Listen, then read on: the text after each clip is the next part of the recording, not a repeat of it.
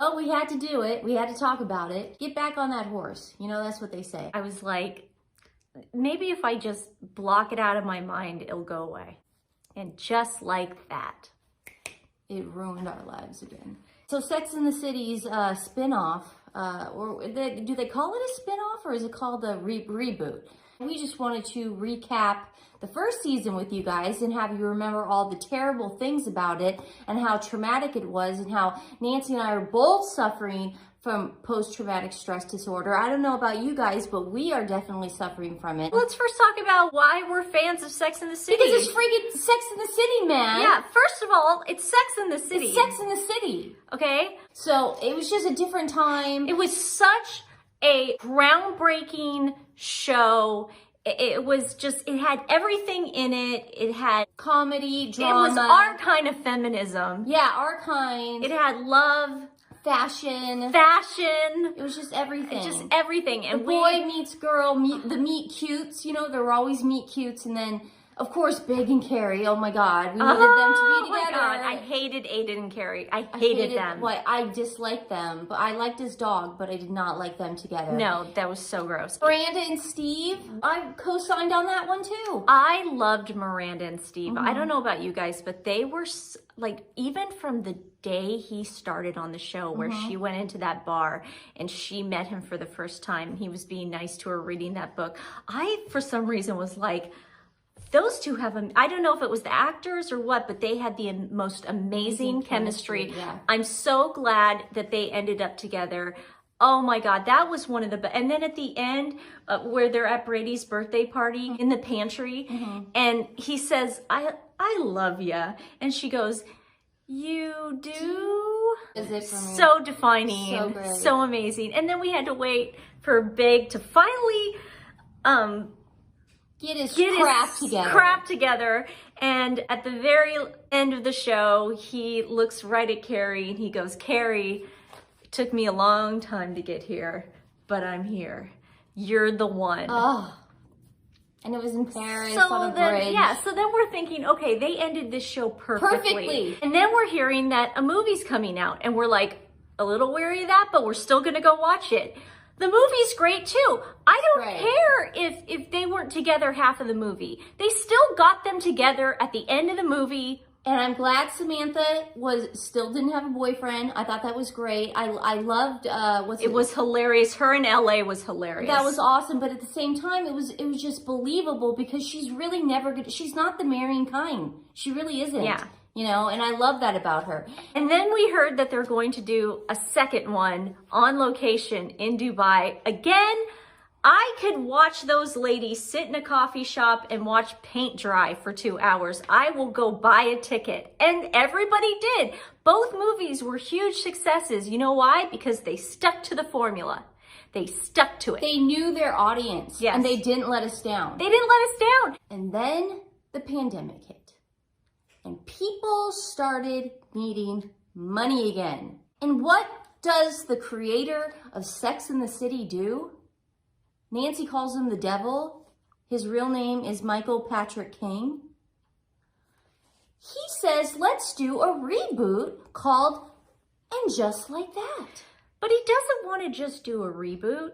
He wants to do a woke reboot. Yes. Because he thinks for some reason that his audience, we changed. All of a sudden, we changed overnight.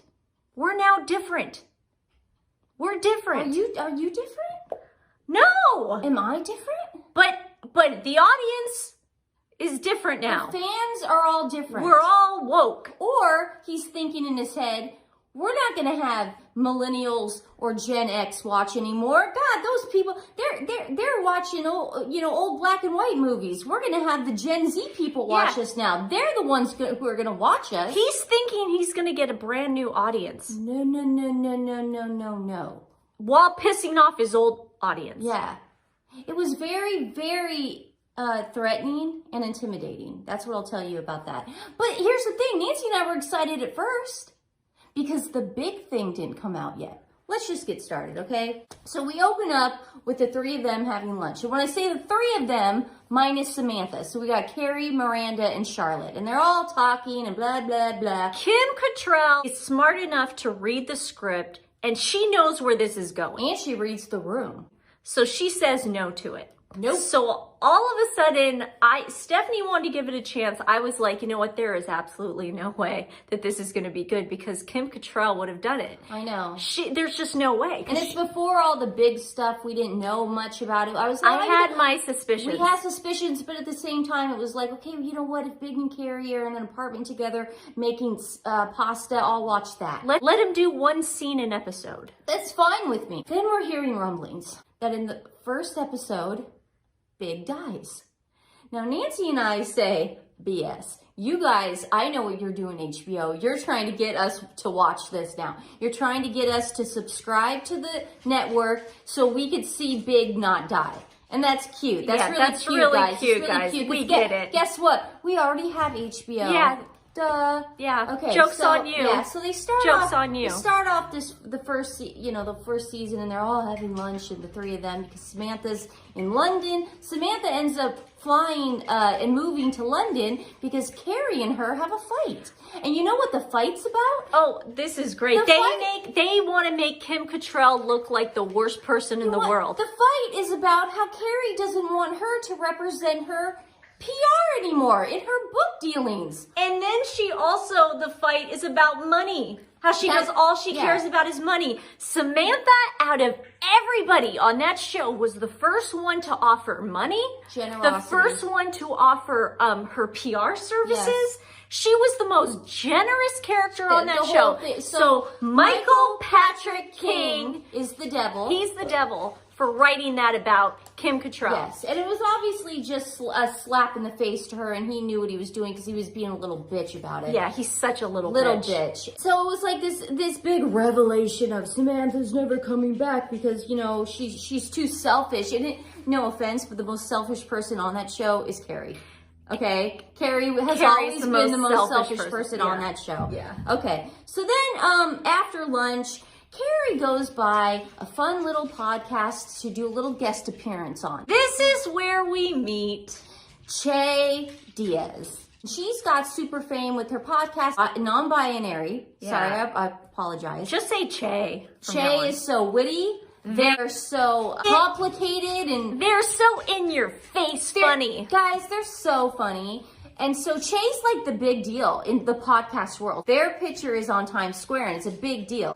Yeah, and she's like Mexican and non-binary. No, and she's just cool. She's just cool. She's cool. She's so much cooler than Carrie. So much cooler. So Carrie does the podcast, and Carrie's acting like I don't know anything. Carrie's acting like she's never been in an interview studio before, and that she's so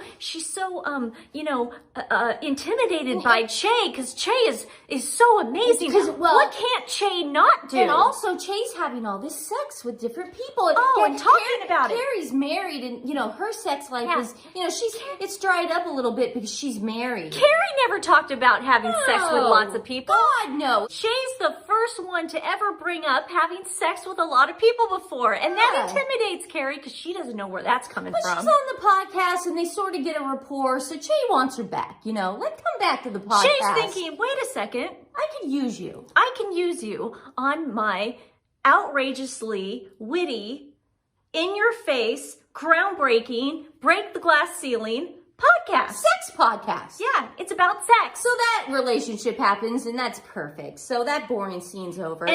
Meanwhile, in Doesn't Make Sense land, Miranda's going back to college, dude. She's going back to college. And guess what, dude? She met a black person for the first time in her entire life. So she's acting like she's never met a black person, seen a black person on television, ever even read about a black person in literature. And guess what, guys? Guess who Miranda's talking to? Her new human rights professor. And she can't believe it because how could a black woman be a professor? That's crazy. Crazy that a woman, or was it? I mean, it was just there. It's insane. And you know what? There's a little lesson in there, Nancy. What's that lesson? I don't know. Yeah. I don't know. But the devil put it in there, Michael Patrick King. Yeah. And apparently he has issues. And then Miranda has a white savior moment where the professor gets beat at security, and instead of thinking, well, maybe she accidentally has metal or something in her purse, Miranda goes off on the security person because she can't believe that she's profiling a black woman. Yeah. She has to stand up for So she people. stands up for her. So there's Miranda's white savior complex. Oh, that's so cool. Coming out. It's so good. White savior complex is such a progressive thing to have these days. Kardashian, Everybody they all has do it. Yeah. Okay, so then that crazy scene. Later that day, the women and their husbands, minus Big, because Big's on a Peloton bike right now, working out. Yeah. They go to see Charlotte's oldest daughter, Lily, at her piano recital. Isn't that nice? They're all sort of like her aunts and everything. So they go to the piano recital. Charlotte does something really cool here. Yeah. She invites her new PTA friend who she's trying to impress, because she wants to impress all the moms at Lily and Rose's school. And she's black. That's great. And Charlotte points that out. Yeah. That she's black. Yeah. It's not like, hey, this is my friend, from PTA and our Like girls, a normal person. Like our girls go to school together. No, she's black. Yeah. She's black, guys. Yeah. Okay? And I'm her friend now. And that's what's going on. Yeah. So the piano recital happens, and whatever. We're watching, we takes back and forth from Big on the Peloton bike, and then the piano recital on the sled. Yeah, I personally don't know if I want to talk about this, Nancy. Do you want to talk about this? I mean, we can talk about it really fast because it's such BS. Yeah, let's talk about it really fast. After the piano recital, Carrie comes home. John! She finds Big collapsed in the shower, okay? Instead of calling 911 Or the doorman. that building has amenities. It probably has an indoor hospital or something. I'm sure there's a doctor in the building. I'm sure there is a doctor there somewhere. And so instead of calling for help, Carrie decides to cradle him in her arms and tells him how much she loves him for like 4.5 minutes. And normally when people are having a heart attack, you're calling 911, but Carrie's or giving them CPR. Carrie has to be selfish and make it about her. She's got to have her moment while her husband is dying. And just like that, Big dies. I mean, that's his send-off. Manolos are ruined and Big is dead. And Nancy and I are just like, well, should we keep watching? I think we asked ourselves that. Like, is there any reason to watch anymore? I'm pretty sure I said no. She did say no, but in our heads, we sort of owed it to ourselves a little bit. Yeah. Because we put so much time into and it. effort. Whatever. So Carrie ends up having this lavish black and white Chanel type funeral for Big because it's very, sophisticated. We have our first meet cute at the funeral too. Which one was that again? That one would be Miranda and Chay Diaz. Chay Diaz, yes. Chay gives Miranda's son pot, and then Miranda puffs up her pot and says, don't ever give my son pot again. Even though it's legal. Yeah, and Chay's like, you're funny, I like you. Yeah, so that's it. Yeah, me cute. And Samantha ends up sending flowers. Yes. From London. Samantha wouldn't come to Big's funeral. That short flight from London to New York City. Why would she do that, Nancy? She's gonna send flowers. You know what, dude? She sent the spray. The big one, the nice one. She sent the best one. The best one. So, and of course, Carrie in her head's just like, that's so Samantha. No, that isn't so Samantha. That's not Samantha. Samantha would show up on a horse and carriage, okay, with Xanax and cigarettes. That's what she would have done. Yes, that's what she would have done. And a big bottle of vodka. Yeah. That's what Sam would have done. Yeah. God, that frustrates me. So after the funeral, Carrie, of course, has to get on with her life. So she thinks it's a great idea to get on that podcast with Jay. She's going to be a podcast co-host. It's so fun and everything. And Chay loves that she's so witty. You know what? She just thinks she's so, she's older and witty and she's funny. And Carrie, and for some reason, Carrie just catches, she catches the ear of older people, and of old people. Carrie's so emotional. She's got to sell her apartment. Okay. She's really upset. So she goes to this, we got a new cast member, Nancy. Another one. But this one is named Semi. And Semi is the real estate agent for Carrie. But guess what, dude? Semi is the exact carbon copy of Samantha. Oh my God. They talk the same, they have sex the same, they use guys the same, they're materialistic, they give Carrie the same advice. This woman, yes, you could not have cloned her any better. Thank God we have that. So she problem solved. She sells the old apartment. And she's like, I think I'm just gonna move into my old apartment, which is my brownstone, the original, the OG of apartments. You guys haven't seen.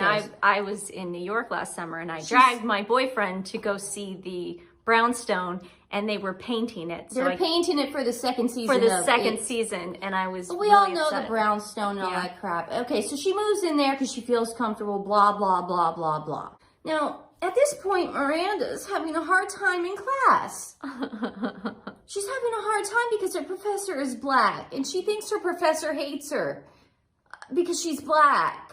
And it's just this big deal, and everyone's upset, and she's never been around black people, but, guess what, dude?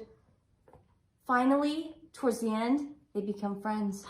Perfect. They become friends, Nancy. They talk about the same struggles that they have as moms. They have the same struggles with their husbands. Dude, looks like black and white people can find common ground. Yeah. And we needed Miranda to tell us that. No, we needed Michael Patrick King to tell us that. Yeah, thank you, Michael Patrick King, for telling us that. For making us see that black people can get along with white people. So they're friends now, dude. Yeah. They're friends. It's no big deal. Yeah. And so we're learning so much. And so, and then we got Miranda and Steve. They're not having sex. Of course. Of course they're not having sex. They gotta, it's just part of life. But for Miranda, it's life altering. Yeah.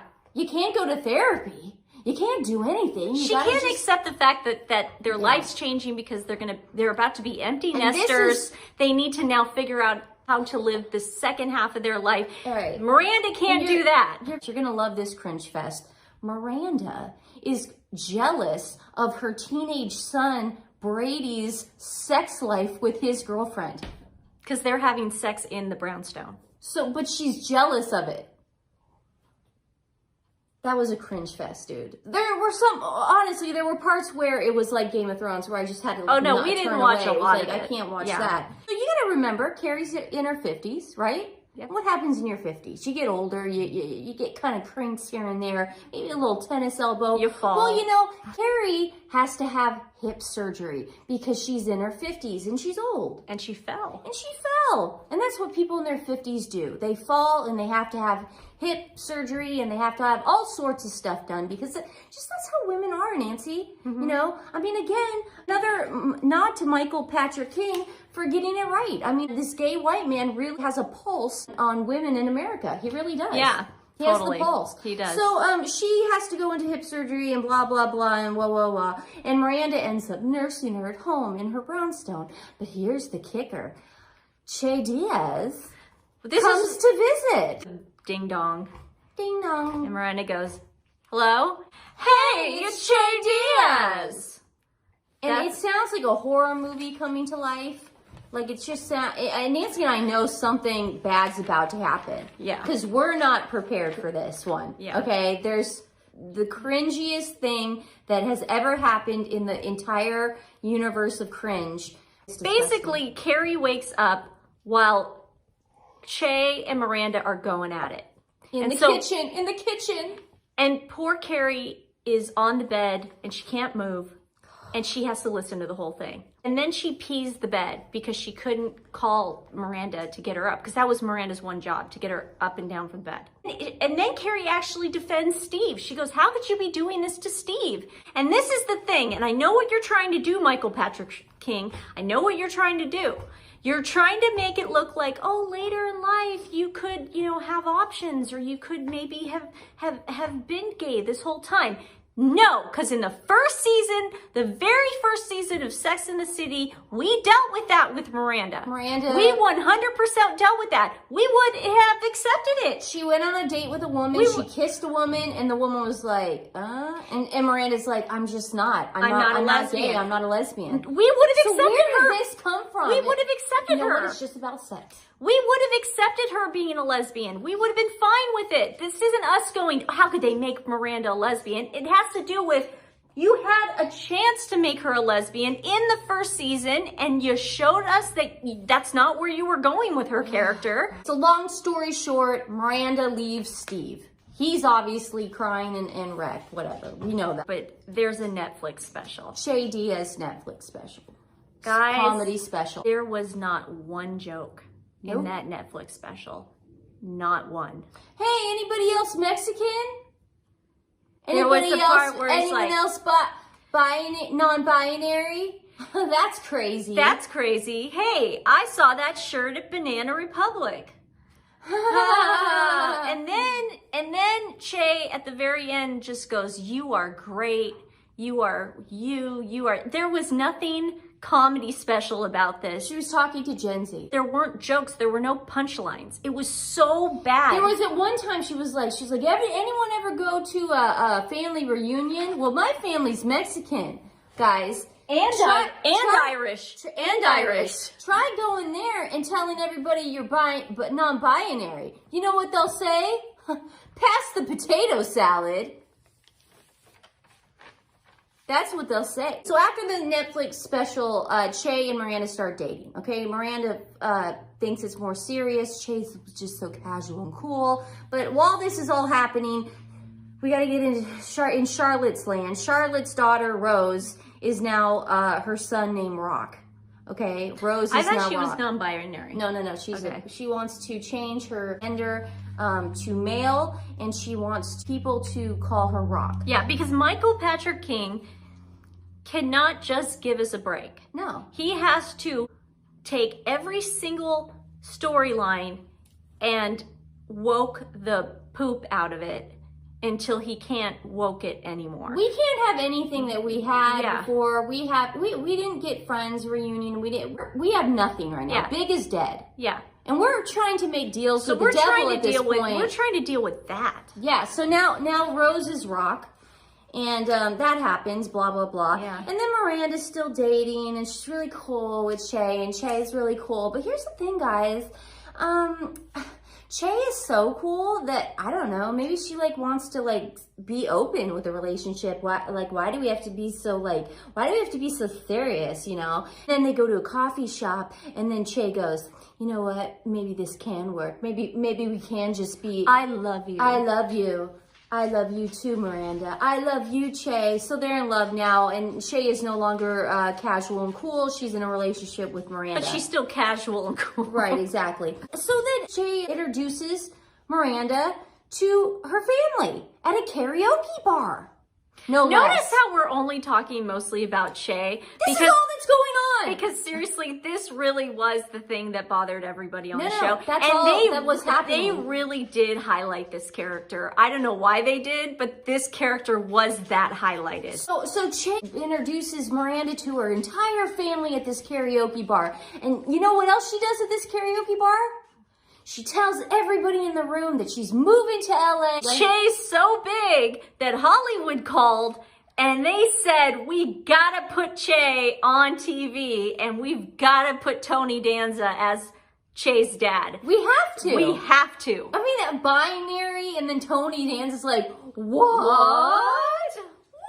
Okay, so that's that fun thing. Chay's like, I want you to move with me. Just drop everything. Drop all your, I know you're friends with your black professor now, but just drop that. Move to LA and we'll be in the Hollywood scene. So Miranda's processing this, but when she's processing this, Chay starts singing California Girls by the Beach Boys.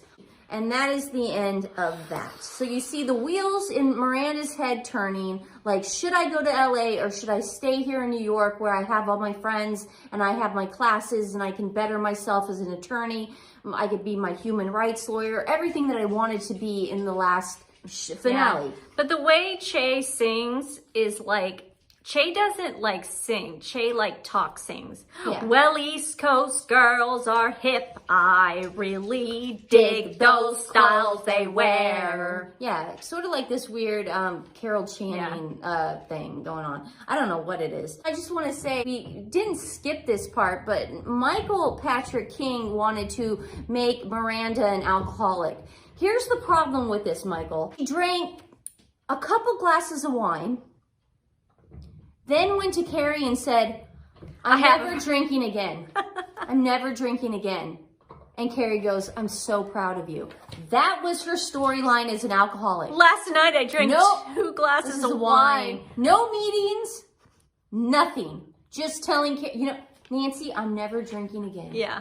That was her alcohol. I'm a lesbian and an alcoholic. Michael Patrick King is just making a mockery of women, just the misogyny because we're of this man. Because also, Carrie's new friend, who's like her new best friend, Samantha's replacement, she then takes her to a Diwali festival. Yes. So he manages to do cultural appropriation as well. Yeah. And puts Carrie in this Diwali outfit. So Michael Patrick King covers everything, base. And then every offensive base he can cover, everything. he covers. Yeah, offends the crap out of women, man. Just women. He really hates women. He does. I mean, if you watch this, he really hates women, man. Yeah. And so the whole Charlotte thing and Lisa, they become friends over PTA. Now they're friends, dude. Yeah. And so they're co-PTA friends. So Charlotte has a black friend. Her daughter is is a boy.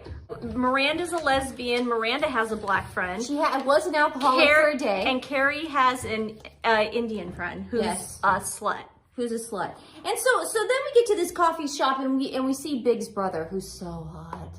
I'm like, God, go with him. He's hot. I'm like, I thought something was going to happen there. I'm like, that would be interesting. It would But never of course, happen. no.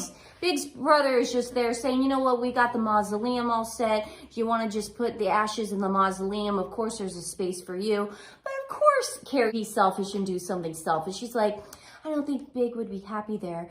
He's only going to be happy if, like, I do something if I do something for myself. That's the only way he's going to be happy. Yeah. I don't want him with you guys and his mother and his dad and you. I just want him to be with me always. So I'm going to do something really selfish. So she decides to go to Paris. And you know, last scene in the finale where they're at the bridge and he says, "You're the one." You know, she ends up going back to Paris and she wants to put the ashes over the river on the bridge. This is the problem. And I knew this was coming.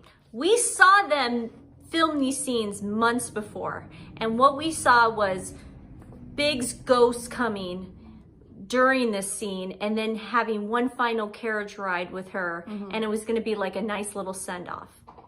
Well, unfortunately, Chris Noth got Me Too'd by these 2 chicks, and they decided to cut out all his scenes.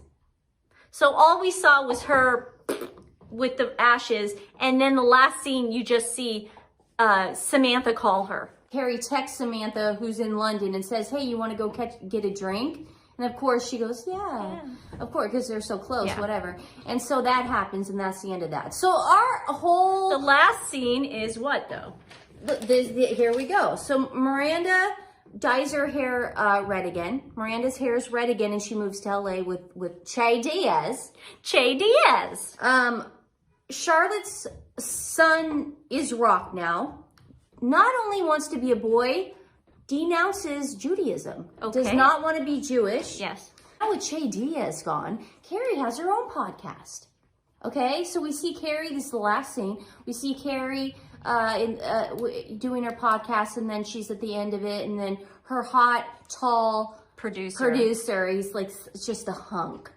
They're in the elevator together, and they start kissing, passionately kissing, like the Carrie kissing with the leg over his thigh kissing, and the elevator closes, and just like that, our lives are ruined. It didn't take much for Michael Patrick King to just ruin We just call him the a devil. generation. We call him the devil from He now on. ruined a generation. Yeah. It was the nerve of Michael Patrick King. It was very apparent even when the show was even going on that people hated this show.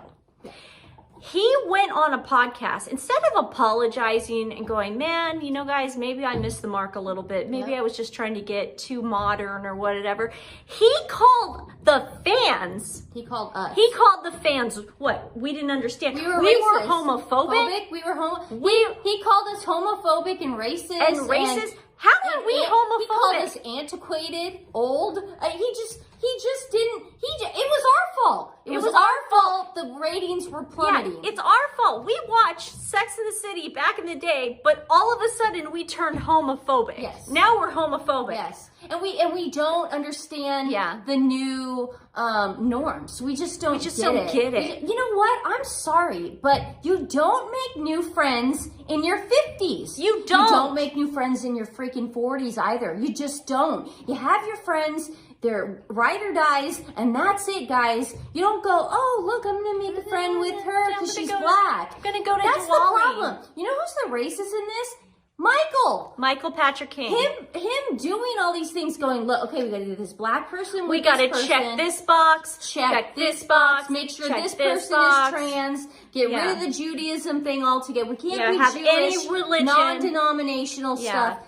I was, and I'm really upset about it. Nancy's really upset They're about it. coming back, and then we thought, well, maybe they'll come back and not have Chay Diaz. They're going to bring back Chay Diaz. We couldn't understand why they were getting backlash. Yeah, like Michael Patrick King could not grasp that his scripts and his casting missed the mark. Like he could, in his narcissistic head and his misogynistic head, he didn't understand why women like us didn't like it. Guess what, guys? Big's never coming back. He's not coming back as a ghost. He's not coming back as a leprechaun. He's just not coming back, okay? No. He's not coming back in a dream sequence, period. You got Chay Diaz and you got whatever crappy cast is going to happen. You know what I love about Kim Cattrall too? She never gave up on us, her fans. She never gave up on us. She read that first script and she was like, they're not going to get it, guys. They're not going to like this. This isn't who we are. The four of us should be hanging out at bars. What? Miranda's now an alcoholic after 2 glasses of wine? Yeah, that's What's ridiculous. going on here? This is not the way we operate. I drank wine after 8 o'clock. This isn't how it works. And you know what? I want to shout, if Kim Cattrall ever sees this, thank you so much. Nancy, look at her. She's upset. I can tell she's upset. I'd be upset as much as her. She put in a lot of time into it. She used to have Sex in the City parties at her house. Okay. Thanks, guys. Have a good day. Bye.